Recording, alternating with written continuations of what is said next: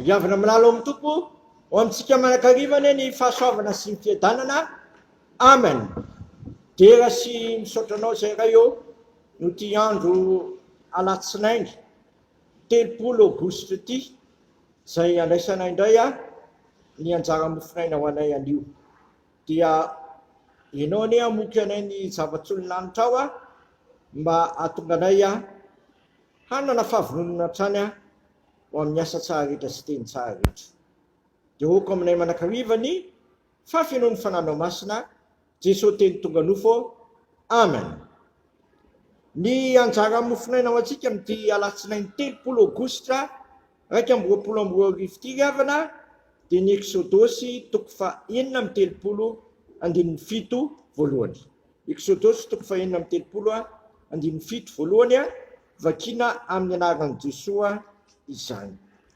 Dia hiasa Bezalila sy Oliaba ary ny olona tiandry rehetra zay nomeny Jehovah fahendrena sy fahiran-tsaina haizany manao ny asa rehetra ho amin'ny fanompoana ao amin'ny fitoerana masina arak'izay rehetra nandidiny Jehovah.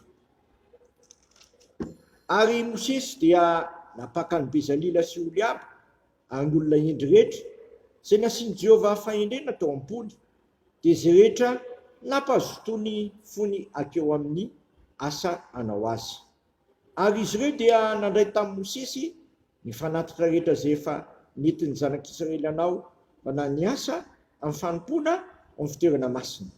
Ary ny olona mbola nitondra fanatitra sitrapo isa-maraina ihany eo amin'ny Mosesy dia nanantona ny olon-kendry rehetra zay nanao ny asa rehetra amin'ny fitoerana masina samy niala tamin'ny asany zay nataony avy. Ka niteny tamin'i Mosesy hoe ny olona mitondra mihoatra lavitra noho izay hahavitany fanompoana amin'ny asa nandidiny Jehovah atao. Dia nandidy Mosesy ka nandefa teny eran'ny toby rehetra nanao hoe aza misy manao zavatra intsony atao fanatitra ho amin'ny fitoerana masina ianareo na lana vavy dia izany nampitsarana ny olona tsy hanatitra intsony fa ny zavatra efa nateriny dia ampy anaovana ny asa rehetra ka nanana amby asa. Masolo manamasinana ny fahamarinana ny teninao ny fahamarinana. Amen. Ny asa rehetra ho amin'ny fanompoana ao amin'ny fitoerana masina. Ny asa rehetra ho amin'ny fanompoana ao amin'ny fitoerana masina zay no hitantsika eto amin'ity lahatsoratra masina ity. Zany asa rehetra natao ho amin'ny fanompoana atao amin'ny fitoerana masina zany dia lazaina fa mihoatra lavitra noho izay hahavitany fanompoana no nataony olona arak'izay nandidiny Jehovah. Mihoatra lavitra arak'izay hahavitany asa fanompoana. Voalazo eto ary fa nanambiampy mihitsy aza ny fanatitra nanaovana an'izany asa fanompoana tao amin'ny fitoerana masina izany. Tahaka ny saina sy ny saiko agnisainao zany ma tena anaiky izay andidiny Jehovah. Rehefa manaiky izay andidiny Jehovah tsika dia mihoatra lavitra noho izay ilaina no azontsika ary manana ambiampy azy.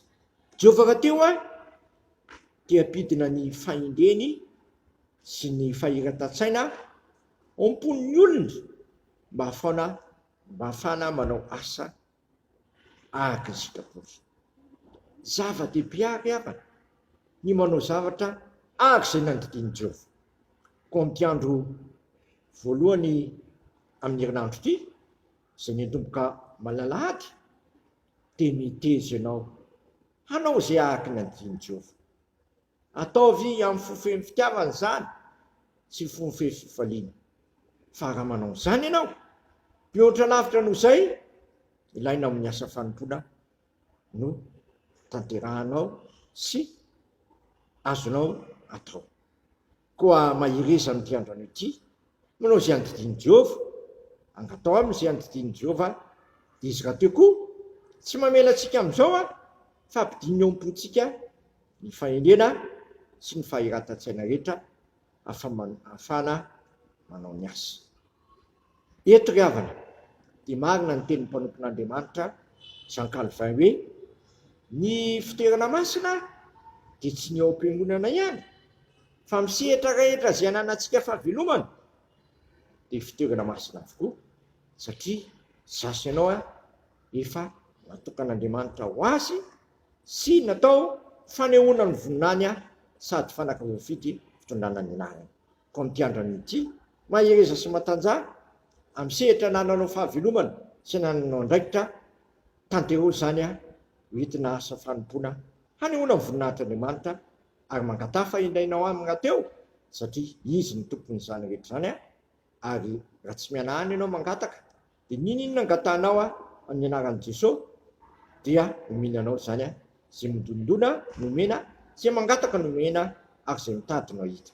Dia ho feno fahendrena eny zasy ianao amin'ny tontolo ity anaovana ny asa rehetra ary ekeo ho asa ao an'Andriamanitra avokoa zay tanterahanao eo ambany fitarian'ny fanahymasina.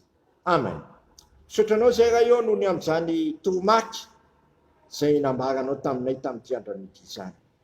Fa rehefa manao zay araka ny didinao zay dia ataonao mihoatra lavitra noho zay rehetra ilaina amin'ny asa no menao anay.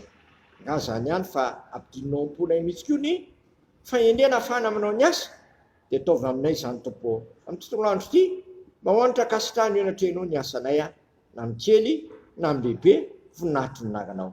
Dia sitrakai ny ary hivavaka hoe ranay zay ny an-danitra mamasina ny naranao no tonga ny fanjakanao atao ny sitraponao ety an-tany tahaka ny an-danitra menao ny anina sahazo anay ary mamelany erokay tahaka na melana zay meloka taminay izay mitondra anay amin'ny fakapanahy fa manafanay amin'ny ratsy manao ny fanjakana sy ny hery amin'ny voninahitra manakizay. Amen. Tanterahany tompo amintsika anie zao tokotrano zao ary ny fiadanan'Andriamanitra zay mihoatra no fahalalana rehetra hiaro ny fonareo sy ny hevitrareo amin'ny Kristy Jesosy matoky zay niantso anareo sady izy ihany nanefa izany. Amen. Voninahitra ny eo an'Andriamanitra rery ihany amin'ny anaran'ny Ray sy ny Zanaka ary ny fanahy masina. Amen.